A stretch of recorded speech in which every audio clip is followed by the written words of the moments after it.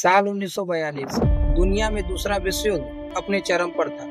British सरकार चाहती थी भारतीयों का इस युद्ध में सक्रिय भागीदारी हो और इसलिए स्टैनफोर्ड क्रिप्स के नेतृत्व में एक क्रिप्स मिशन भारत भेजा गया। सक्रिय सहयोग के बदले कांग्रेस ने यह मांग की कि वास्तविक शक्तियों को तुरंत भारत को सौंपी जाए, लेकिन क्रिप्स मिशन और कांग्रेस के बीच बातचीत टूट गई क्योंकि ब्रिटिश सरकार ने कांग्रेस की मांगों को अस्वीकार कर दिया। क्रिप्स मिशन की असफलता के बाद भारतीय जनता रुष्ट हो गई। विश्व युद्ध के दौरान वस्तुओं की कमी और महंगाई ने जनता में असंतोष को और गहरा कर दिया। गांधी जी इस बात को भली भांति समझ रहे थे और इसी को ध्यान में रखते हुए भारतीय स्वाधीनता के लिए और अधिक सक्रिय हो गए। इसी क्रम में गांधी जी ने एक प्रस्ताव तैयार किया जिसमें अंग्रेजों से तुरंत भारत छोड़ने का आह्वान किया। परिणाम स्वरूप कांग्रेस कार्य समिति ने 14 जुलाई 1942 में वर्धा में अपनी बैठक बुलाई, जिसमें गांधी के निर्णयों को स्वीकृति दे दी गई। जिसके बाद 8 अगस्त 1942 मुंबई के ग्वालियर टैंक मैदान में ऑल इंडिया कांग्रेस कमेटी के लीडर इकट्ठा होते हैं। ये एक संघर्ष का ऐलान करने वाले थे। ये आखिरी संघर्ष था ब्रिटिश सरकार के खिलाफ। हजारों लोगों के सामने महात्मा गांधी एक ऐतिहासिक भाषण देते हैं।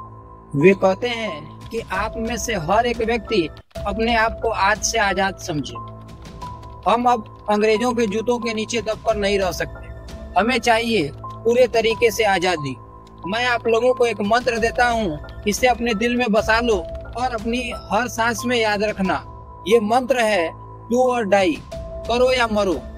अब या तो हम इंडिया को आजाद देखेंगे या फिर इस कोशिश में मारे जाएंगे, लेकिन अब इस गुलामी में हम और नहीं रहेंगे।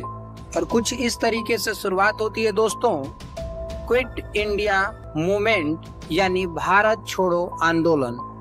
और यह भाषण आग की तरह पूरे देश में फैल गई। प्रत्येक भारतीयों के दिल में आजादी की ज्वाला जल उठी। इस आंदोलन के द्वारा गांधी जी तथा कांग्रेस के मुख्य नेताओं को गिरफ्तार कर लिया गया। गांधी जी को गिरफ्तार कर पूना के आगा खां पैलेस में रखा गया और कांग्रेस को गैर कानूनी संस्था घोषित कर दिया गया तथा इसकी सारी संपत्ति को जब्त कर लिया गया।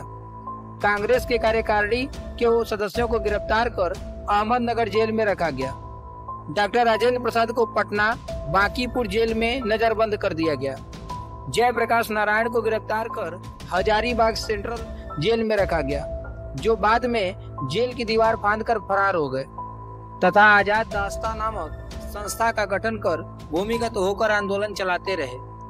कई नेता ऐसे भी थे जो अंग्रेजों के कई बार प्रयास करने के बावजूद भी गिरफ्तार नहीं हो पाए, जिनमें ग्रैंड ओल्ड लेडी के रूप में जाने जाने वाली अरुणा आसफ अली भी शामिल थी, जिन्होंने 9 अगस्त 1942 को मुंबई के ग्वालियर टैंक मैदान में तिरंगा फहराकर भारत छोड़ो आंदोलन की शुरुआत की। सितंबर 1942 के बाद बढ़ते हुए ब्रिटिश दमन के विरुद्ध यह आंदोलन भूमिगत हो गया। गिरफ्तारी से बचे नेता जयप्रकाश नारायण, राम मनोहर लोहिया, सुचेता कृपलानी आदि ने भूमिगत रहते हुए इस आंदोलन का नेतृत्व किया। मुंबई में उषा मेहता ने सर्वप्रथम रेडियो का प्रसारण किया और कांग्रेस के महत्वपूर्ण कार्यवाहियों और विचारों को जनता तक पहुंचाया। गांवों व कस्बों में भूमिगत आंदोलन शुरू हो गए। नेता गुप्त रूप से अपने गतिविधियों को संचालित करने लगे। उन्होंने गुप्त सभाएं की, बम विस्फोट किए और सरकारी संचार व्यवस्था को बाधित किए। गांधी जी के इस आह्वान पर देश के कोने कोने से लोगों ने ब्रिटिश सरकार के खिलाफ जंग छेड़ दी।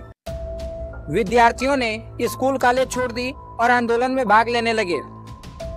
महिलाएं भी इस आंदोलन में बढ़ चढ़ करके भाग लेने लगी।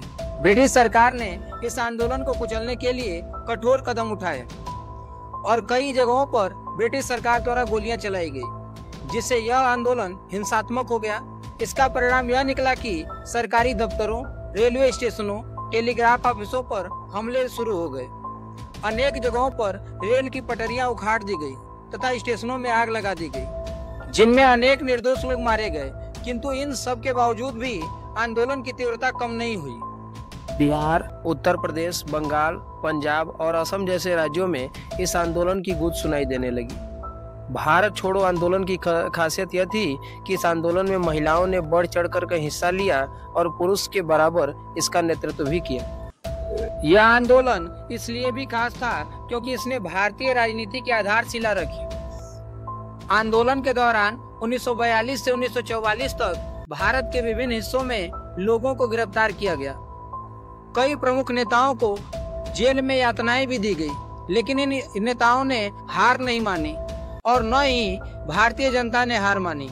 उनके हृदय में स्वतंत्रता की ज्वाला जलती रही। इस आंदोलन ने ब्रिटिश सरकार को यह स्पष्ट संकेत दे दिया कि भारतीय जनता अब और ब्रिटिश शासन को बर्दाश्त नहीं करेगी। यह आंदोलन भारतीय स्वतंत्रता संग्राम का निर्णायक मोड़ साबित हुआ।